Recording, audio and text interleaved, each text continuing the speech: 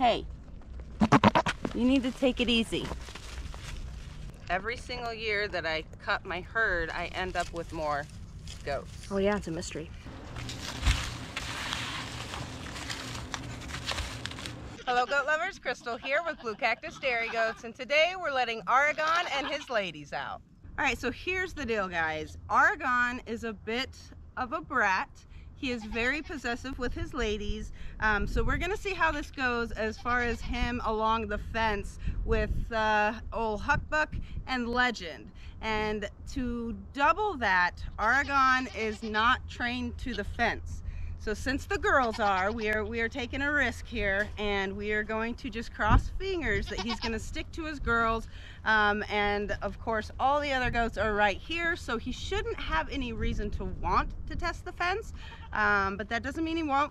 So we're just gonna see how this goes. So, as always, cross fingers and wish us luck. Are we ready? Come on, come on. Go ahead, Oregon. What do we think? Hi! Oh, these girls know. Let's go. Come on. Are we coming?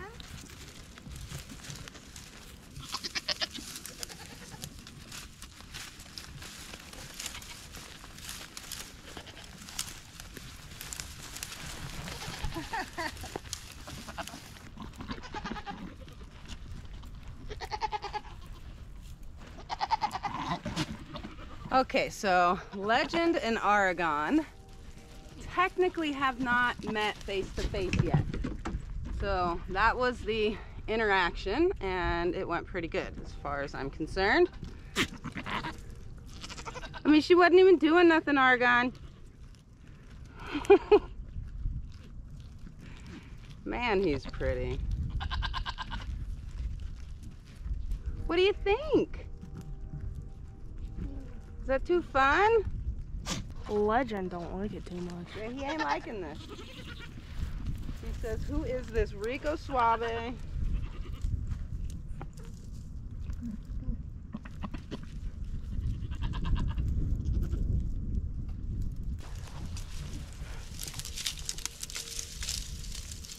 He's like, can we stay together?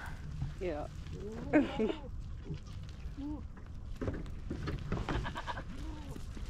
Oregon. Oh yeah, you don't want none of Leggy. He's built like a tank. He noticed two of his ladies were getting a little too far. And now apparently he's gonna chase her further away. So Champion Mayo here, look at her, she's so gorgeous. And we got Ray and Daisy. So what they're really doing up here, these ladies, is looking for fairy dusters. Oregon, leave her be. He is the biggest pest. What would you do in the wild? You could not keep them under control. Piper, come on, baby. Piper, get your butt up here, girl. Come on. Oh, you girls are acting like real goats. It makes me so happy. Hi, Tippy. How we doing? Here's Piper. Wanting to know what good stuff Tippy has. How we doing? See, there's those fairy dusters. Yum, yum, yum. That's their favorite thing. They come for the dusters. Would you notice she was enjoying herself? Is that what's going on here? Hey, you need to take it easy. I told you it was your turn next. I told ya. Even if he keeps trailing you, at least you're... Oh, at least you got more room to run, I guess. This guy.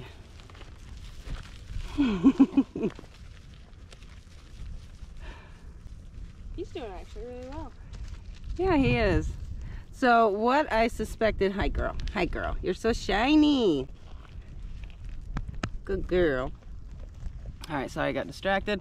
What I suspected was he would just kind of stick to the girls. And these girls know the fence very, very well. They were trained as babies. So all of them. Oh, where's this guy going?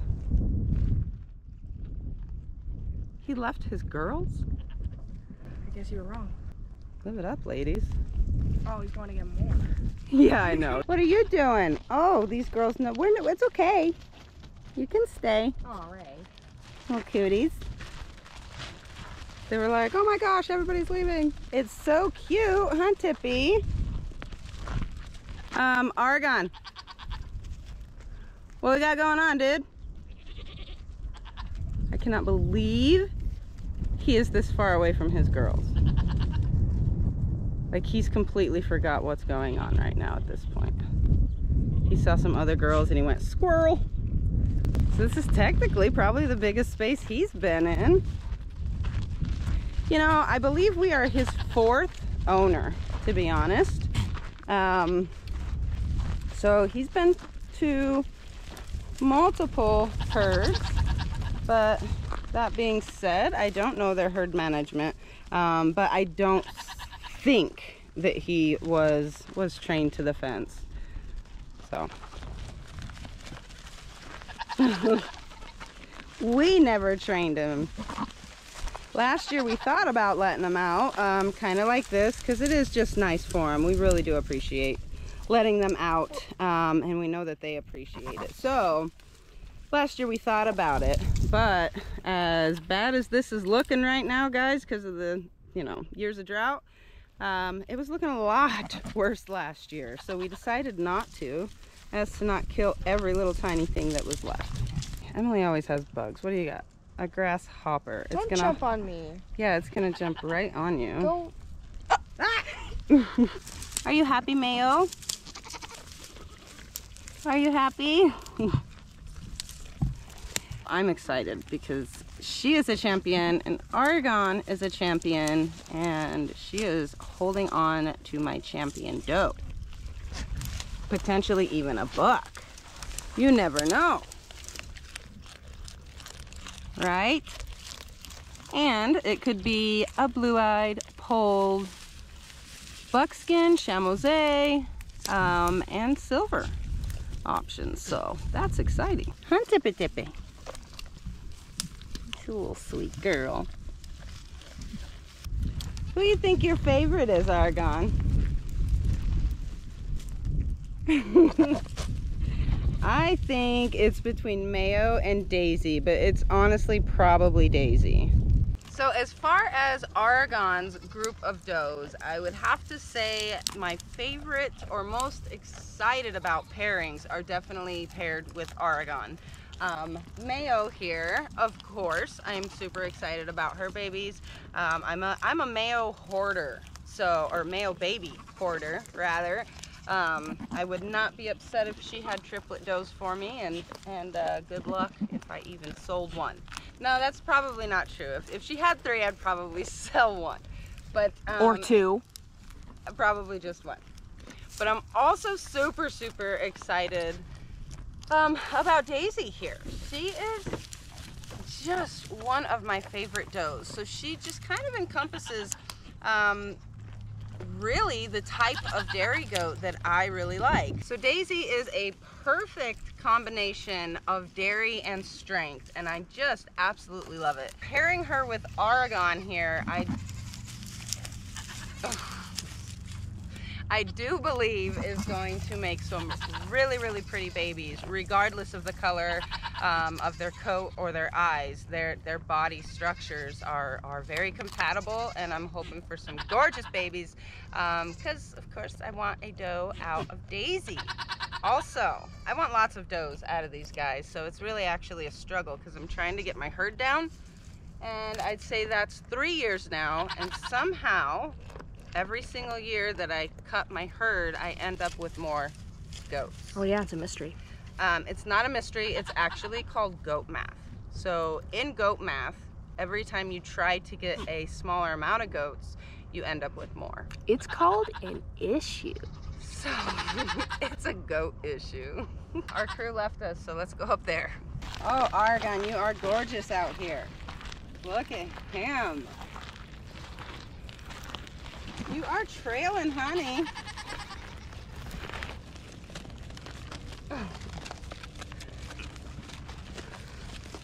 So Oregon and Honey were paired together last year, and they made a very, very gorgeous boy. So anyway, that is the buck that I retained. Oh, little Hanky, and he does look just like his daddy Oregon. So anyway, they make gorgeous kids. So let's see if she'll give a doe, so we can send a doe off to somebody's herd, and I know they'll be gorgeous. And then we have Piper. Now Piper is actually the niece to Honey, and they just have really, really great udders. I'm just in love with them. Piper is a huge milk producer, and obviously that's a pretty big deal when you're dealing with dairy goats. That is part of the whole good goat, you know. And so anyway, Piper here has gorgeous body. She actually won a grand champion, so she has her first leg while she was a junior. And I just tell you what, you guys, when she freshened this year after she had her babies, holy moly. She was just gorgeous and had such a pretty udder. So I can't wait to see this girl as a 2-year-old, because obviously they develop and mature, and they get deeper bodied and just more refined, and I love it. So she is going to be outstanding as a 2-year-old, I have no doubt. Okay, then we have Miss Tippy Tippy, and even though we are selling Tippy next spring after she has her babies, I just know she's gonna have gorgeous, gorgeous babies with Oregon. So Tippy throws either Chamosés or she throws gold. And then there'll be a little bit of white here and there sometimes. But she has just pretty, pretty babies. Gorgeous coat patterns. She is blue-eyed and polled also. So she is another possibility for blue-eyed polled silver goats. It could be a silver Chamosé even. So that would be really cool. And then Ray, you guys know how I feel about Ray. She is an outstanding doe in a small package. So she's got one of the most beautiful udders in the herd. She produces a lot of milk, and she's just a good girl. So I did keep her doe Rebel. She's full of moon spots. She's that little sweet girl. And I am excited to see her daughter's udder. If it looks like Ray's, it's gonna be amazing. It's gonna be amazing. So potentially little silvers out of her, and that would be cool. Huh, Piper? You're coming in hot. Thank you, boy.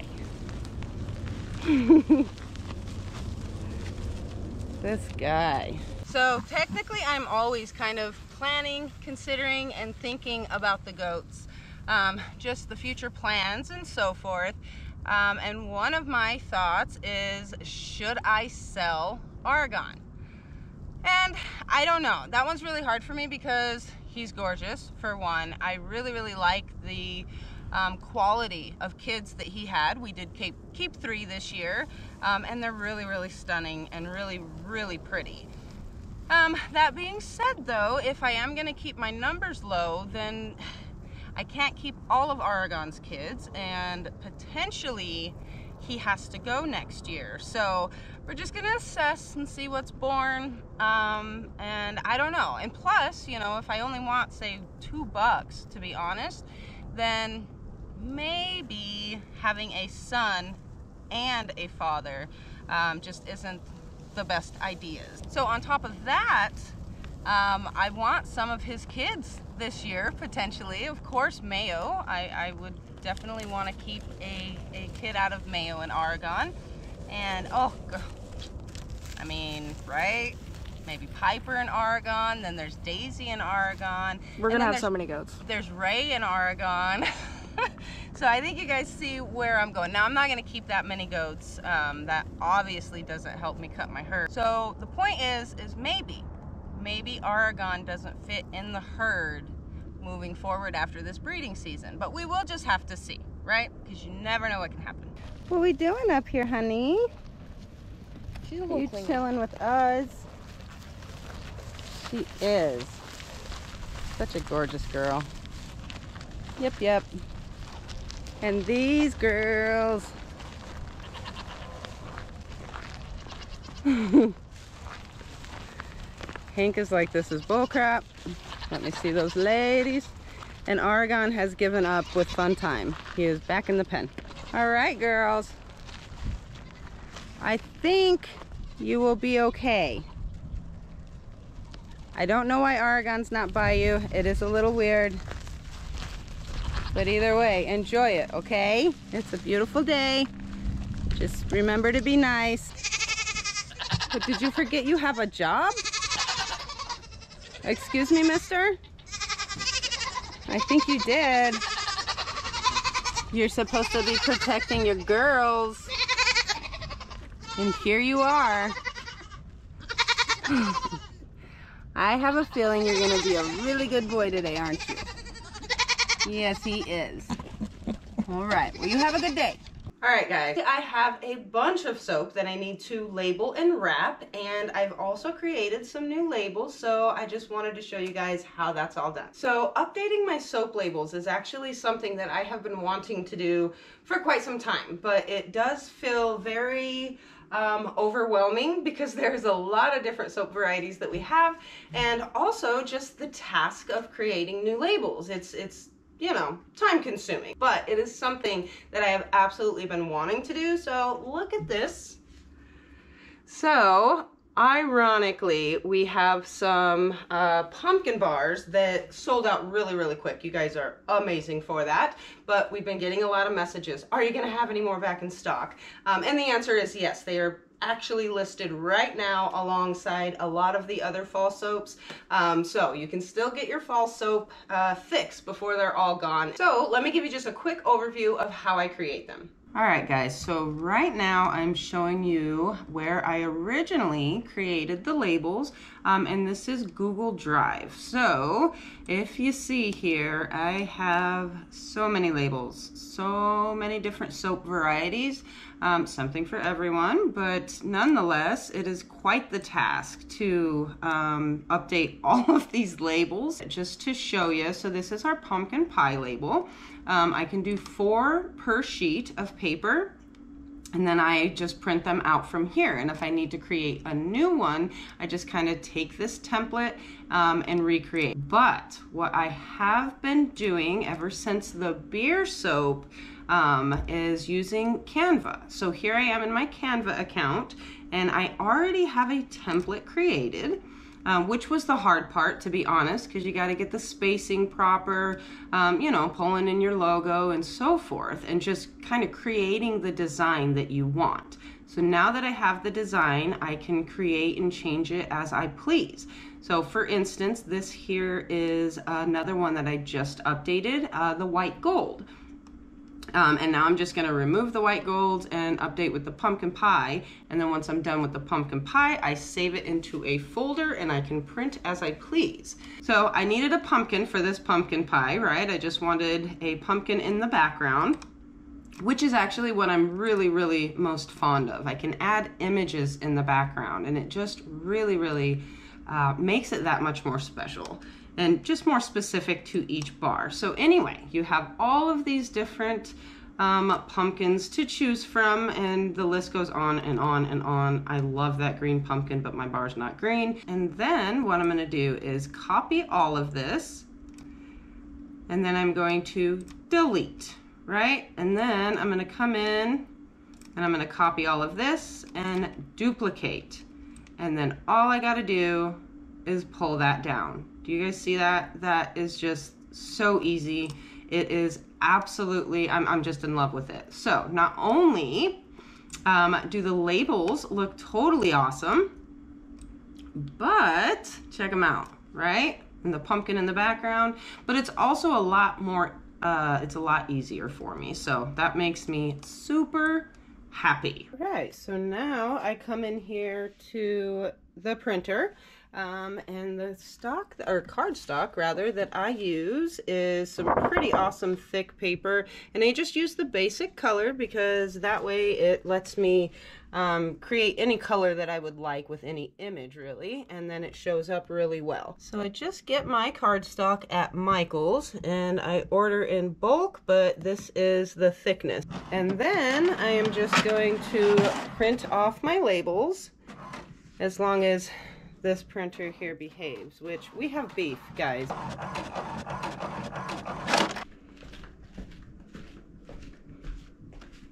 Like so.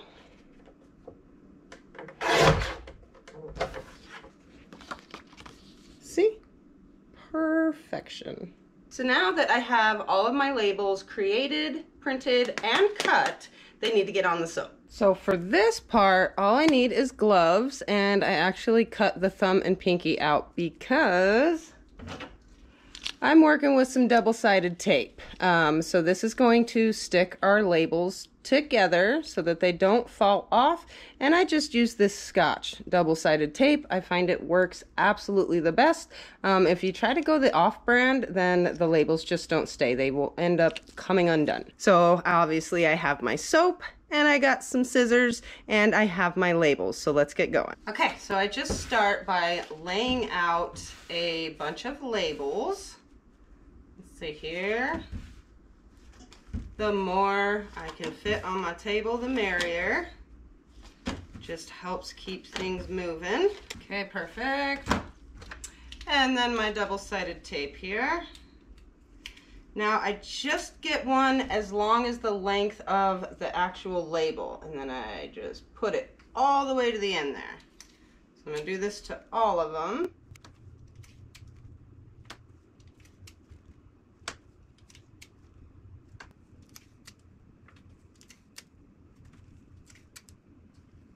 Now that I have a few labels actually prepped for me, I am going to choose a lovely bar of soap, and here, check it out.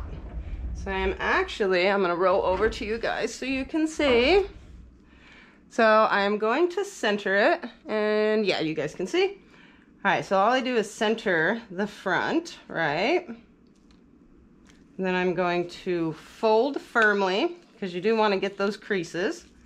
And then take this little part, make sure it is evened out, and then you press firmly here just to make sure that that tape is stuck really well. So there you have it, just like that, right? It looks good. And then this part we'll get to, but for now, I am going to just continue to wrap them, and then I will do more until all of the soaps are done before we get to the next step.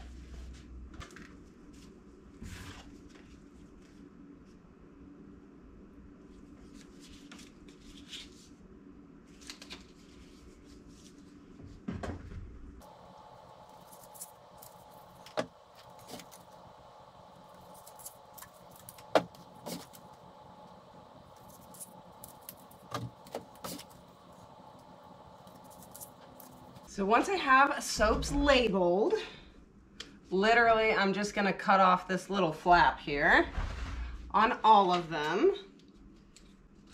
Just boom, with scissors, and then you no longer have a flap and you have a beautiful labeled bar of soap.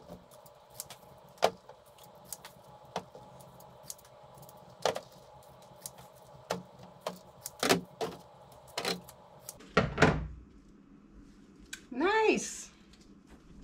At this point, I am ready to finish the job here. And what we do, and it's just to make sure that your soap gets to you in good condition, and we just like to package it actually in these bubble bags is what they are called. So you see that? It is a bag that we are literally label forward going to. Oh, this is a lot harder when you're trying to film it, guys. So anyway, you're gonna put it in the bag, right? Check it out, and you can see the label. Ooh. And then you take off the sticky guard here, and just wrap it. So you fold it over. And now our soap is very well taken care of and will last during shipping, because I don't know if you guys have noticed, but they don't really care about the boxes. Seriously though, isn't that cute? Love it.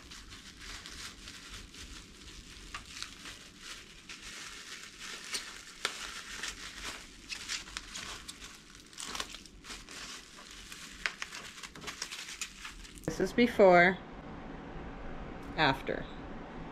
Before, after. I love the upgrade. I think it makes a big difference and I'm super happy about it. Once I have my soaps labeled and wrapped in this cozy little bubble bag, I find a cozy little spot on my listing shelf. So anything here on this shelf is actually available on Etsy. So nothing is available until it's over here labeled and wrapped. Okay, so I have also been listing some of your favorites, guys, because fall season gets me a little busy, or around the holidays rather, because I'm making other soaps. But I did list some more rosemary, and I just wanted to show you because I did create that label. Oh my gosh, it looks so much better. I just love it. Okay, so I have cleared a spot. This is actually where the pumpkin pie was, but again, it all sold out, and I have my spot cleared right next to my beer bar. So there's not a lot of beer bar left. If you guys want one, you better hurry. But this bar here is actually what made me start creating the new labels, because I was forced to create a new label and I refused to do it in Google Docs, just because I knew I just needed to start and everything would get better from there. So I'm gonna start putting my soaps.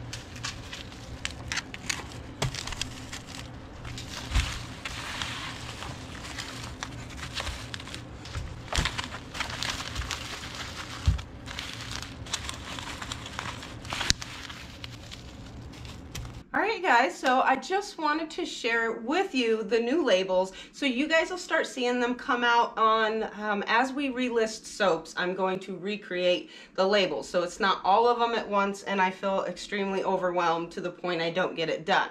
So anyway, that is how you do it. That's what we do with our soaps once they are all cured and ready. And then they're just sitting on this packing shelf here, so that we can just pack them and wrap them and send them off to you guys. So there are plenty of varieties available right now, and a lot of your favorites are gonna be starting to get relisted as well. So that is it for today, you guys, and we will see you all again soon.